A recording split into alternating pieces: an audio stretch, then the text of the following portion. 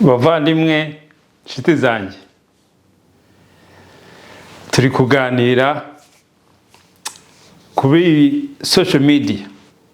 Kuri social media icyo nshaka kubabwira uyu munsi, murabizi izina ryanjye nitwaga Aloyizi, ariko kubera gukura izina ryanjye nararihinduye, Aloyizi narikuyeho, nasubiranye Ndizeye Rubasha. Nimujya mubona, ndabizi ntabwo rizabavamo vuba vuba, nimujya mubona Aloyizi mujye mwumva Ndizeye. Kuva uyu munsi mujye munyita Ndizeye Rubasha. Icyo nshaka tuganira uyu munsi rero ko n'inshuti zanjye, iyi ni message y'inshuti zanjye, abantu twakuranye, abantu twiganye, abantu tuziranye mbese nkiri umwana, urubyiruko hari i Kigali tuvuka ku mashuri se, ni message nshaka kubaha. Muri iyi minsi mwatangiye kumbona kuri social media cyane, ndiho mfite ibitekerezo byinshi. Burya ni byiza iyo abantu bamaze igihe batabonana, bakabona umuntu se twakuranye, umuntu ko twavugaga ibintu gutya, ko twajyaga mu misa kimwe, uyu muntu byagenze gute, uyu muntu yabaye iki, mbese bitera ikibazo mu mutwe, abantu bakibaza byinshi. Niyo mpamvu narindi kodinzi iyi nyine kugira ngo tuvugane mbabwira message, kuko munazi inshuti zacu twese tuba ahantu henshi, twaratandukanye, tuba mu bihugu byinshi, amasaha atandukanye, bamwe tumaze n'igihe tutabonana, ariko iyi social media ikaduhuza. Ikintu nashaka kubabwira ariko ni ikintu cy'ingenzi, ikintu cyo kubona iyi social media iza igakora ibi kubera imyaka yacu. Rimwe na rimwe hari igihe tutabyumva kubijyamo, tukumva ko ari ibintu by'urubyiruko se, tukumva ko ari ibintu bitatureba se, tukumva ko ari ibintu biturenze se kubera imyaka yacu. Ariko rero icyo nashaka kubabwira ni kimwe, ni icyatumye nyijyamo, ni ikintu kimwe, n'igituma ubona ibitekerezo byanjye ni ikintu kimwe. Naricaye ndongera ndiga. Kwiga mvuga ni ukwigisha. Kwigisha, gusoma amateka, gusoma ibindi, no kwiga by'izi tekinoloji byose uko bikora, ukabyiga, ukareba ikintu byatanga. Kubyiga rero nicyo kintu cya mbere. Kubona guhinduka kwanjye ni ukwiga. Natangiye kwigisha ibi nkuze, hashize imyaka 4 ibi bintu bigiyemo. Nabigiyemo ari ibintu bisanzwe, ariko bigeze aho mbona ari ibintu birimo, ibintu nakwiga, kandi ibintu birimo ubucuruzi. Ibi birimo ubucuruzi, ibi ni ibintu birimo amafaranga, ni industry irimo amafaranga, nicyo nayigiriyemo. Ikindi nayigiriyemo rimwe na rimwe ngira ngo tumenyane duhuze, nabashishikariza namwe buri wese kubireba rwose tukabijyamo, kuko aha ni ahantu ho gutanga histoire yacu, uko abantu babayeho, uko ubuzima bumeze. Iyi ni histoire. Dufite imiryango tuvukamo, dufite ahantu hose tuvuka. Imiryango ifite histoire y'uko yabayeho, ifite abayikomokaho.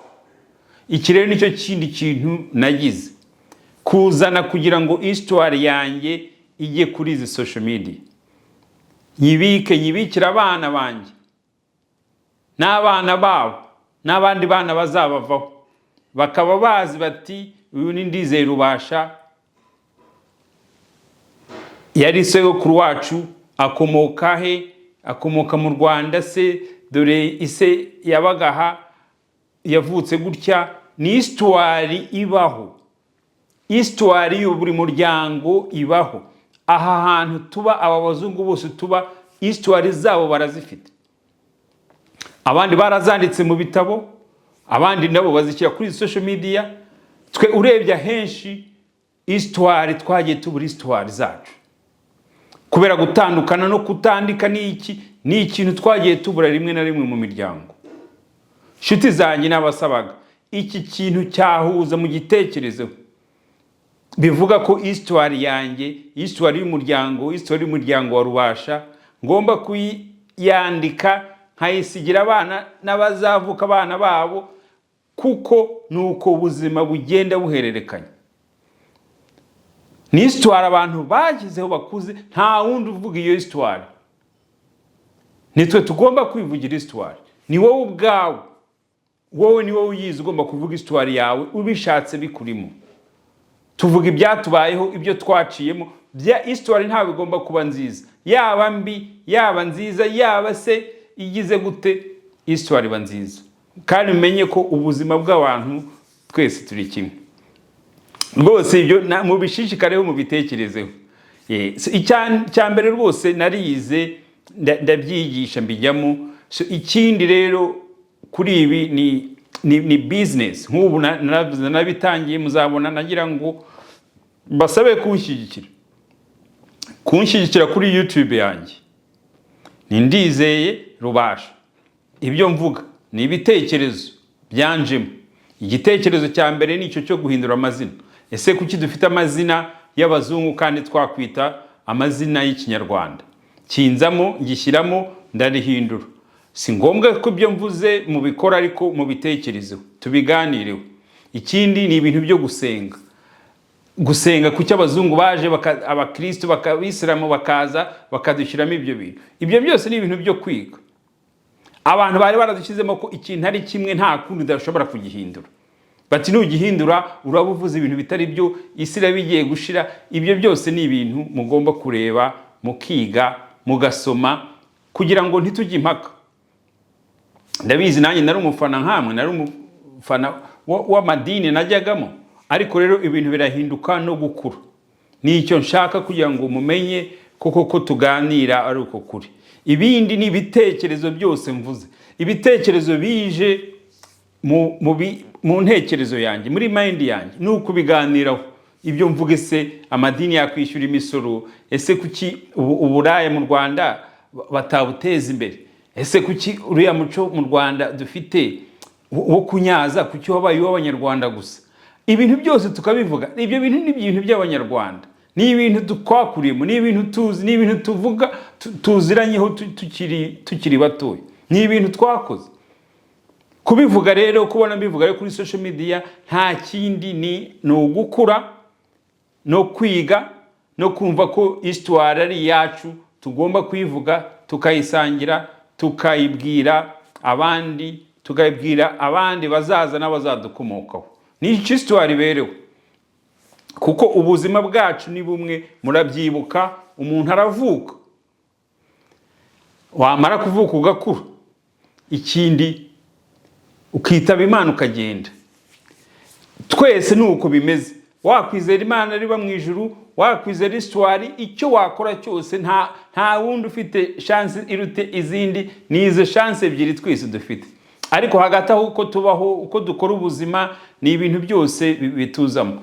Ibi byose bituzamo, umuntu wese agira n'izindi mbogamizi. Buri wese agira imbogamizi. Ubu nanjye nshaka kuvuga, mfite izindi mbogamizi zanjye, mfite famiye, mfite iki. Ibintu byose bibaho, ariko n'ibibazo byose twiga kubana nabyo tukavugana. Nagira ngo munkurikire rero, munkurikire kuri iyo channel yanjye YouTube nakoze. Ikindi nakoze, nkuko nababwiye, ibi ni ubucuruzi. Ni ubucuruzi nkuko histoire nyine ikomeza. Ubu mfite ngewe n'umuhungu wanjye Sugira Rubasha, twashyizeho company. Nafashe izina y'umusaza ETS Rubasha Media, kugira ngo dukore izi social media, dukore marketing, twamamaza. Nicyo dukora, turimo business.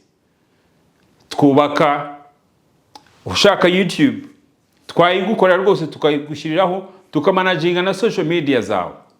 Turabikorana n'umuhungu wanjye. Murebe, dufite na website. Website ni www.rubashamedia.com. Support irakenewe. Nuko rero, kandi rero murabizi, umunyamujyi ahorana ari umunyamujyi.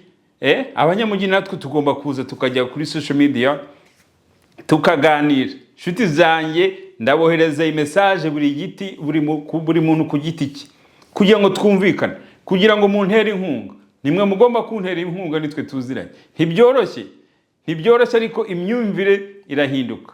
Tugomba kumva imyumvire yacu tugahindura, kandi nkabizeza ko nahindutse ari intekerezo, ari no kwiga. Nta kindi yari kiri inyuma, ni marketing, ni business, nuko bimeze. Ibitekerezo muzajya mungira, nanjye mwajya mubingezaho tukaganira. Murakoze, kandi dore dukomeze tuganire, twungurana ibitekerezo, n'icyo dukuze n'icyo tubereyeho, tumaze gushesha kanguhe. Reka tuganire kuko dufite amateka twaciyemo. Nta wundi ugomba kutuvugira amateka, nitwe tugomba kuyivugira. Amateka y'umuryango, aho umuryango wavuye tukawuhesha icyubahiro, ku buryo abana n'abuzukuru badukomokaho bazajya bamenya aho bava naho bakomoka. Sawa, murakoze. Ubwo nzabona ibitekerezo byanyu byose. Thank you.